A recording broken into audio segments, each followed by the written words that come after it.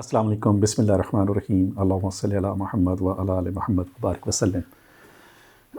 جیسے کہ ہم لوگ ہر مہینے علمی طور پہ، جیسے کہ بزرگان دین نے فرمایا ہے کہ اس طرح نہیں، مثلا کمر کی منازل ہیں، 12 منزلیں ہیں، ان کو دیکھنا ہوتا ہے کہ کس میں کیا کام کرنے چاہیے۔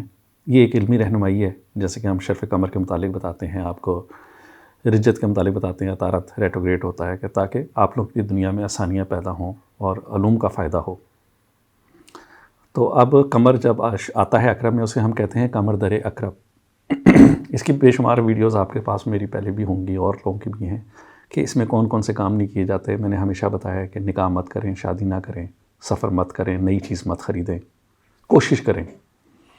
اگر مجبوری ہے تو سب کچھ کیا جا سکتا ہے، لیکن یہ ایسے ہی ہے کہ جیسے کہ ایک ڈاکٹر کے پاس گئے ہیں اور آپ کو بخار ہے، وہ آپ کو روٹی کھانے سے منع کرے گا۔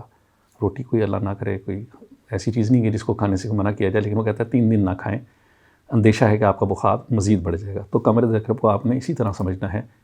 اور سب سے بڑی بات دلائل میں یہ دیتا ہوں کہ ہمارے جو تھے آمین 12 امام، وہ بھی اس چیز کو فالو کرتے تھے اور انہوں نے ہمیشہ ان چیزوں کو کہتے ہیں خود بھی کرا اور لوگوں سے بھی کروایا۔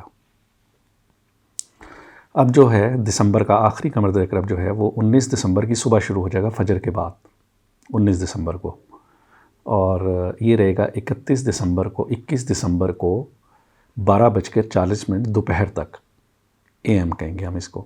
مثلا کہ 19 دسمبر سے آپ سمجھیں کہ یہ 2.5 یا 3 دن جو بھی بن رہے ہیں، 19 دسمبر کی صبح فجر کے بعد قمر جو ہے برج عقرب میں آ جائے گا، اور یہ رہے گا 21 دسمبر 12:40 دوپہر تک۔ اس کے بعد قمر قوس میں آ جائے گا۔ اس کے بعد آپ کا جیسے دل کرتا ہے پرچیزنگ کریں، جیسے دل کرتا ہے سفر پہ جائیں، جو مرضی کریں۔